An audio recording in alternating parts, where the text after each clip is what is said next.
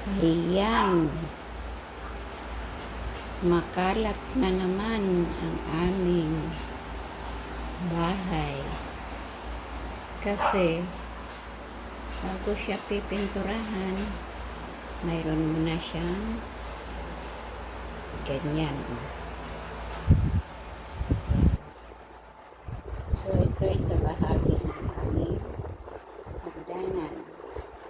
Yan ay hagdanan. Pababa yan mula sa second floor. Guys, ang apat. At yan. Pinturahan yan mamaya. Magkaroon mo na ng mga patsi-patsi. Yan. Bago yan, magkaroon ng final na pagpipintura para maging maayos naman. Marumi kasi tingnan guys kapag walang pintura. Ito, yan, pinturahan na dito sa aming second floor. Niraos lang guys yung second floor na aking kwarto. At yan. Yan. Sa bahaging kesame at sa labas ng aking kwarto ay kasalukuyan ngayon na ginagawa. Wala kasing sapat na budget guys, kaya mag-iipon muna bago gawin naman ang pagpapapintura. At talagang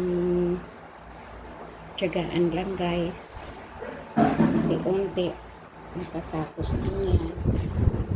At pinangunahan yan ang aking panganay, aking anak na panganay na si Reggie. Katuwang naman niya sa gastusin ng aking bunso sa labor dahil mayroon kaming kinuha na gagawa para dito ay magkaroon ng maayos ang dingding, ang pagpipintura.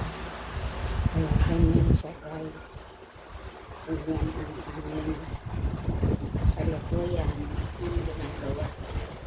At talagang matipan maraming araw pa yan guys bago matapos yan. At yan ay pababa doon sa ground floor. Yan guys, hindi ko na naipakita yung kabuuan ng ground floor guys, kasi talagang makalat guys. Under ayan guys. Thanks for watching guys. Support lang tayo.